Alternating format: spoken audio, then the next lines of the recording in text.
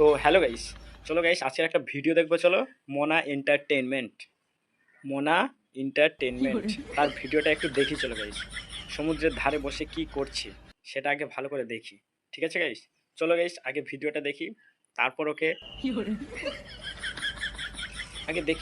ওকে বলছি।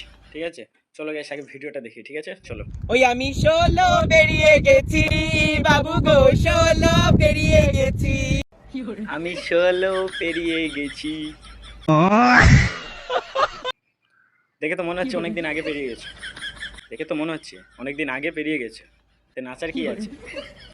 Mona entertainment shallow পেরে গেছি।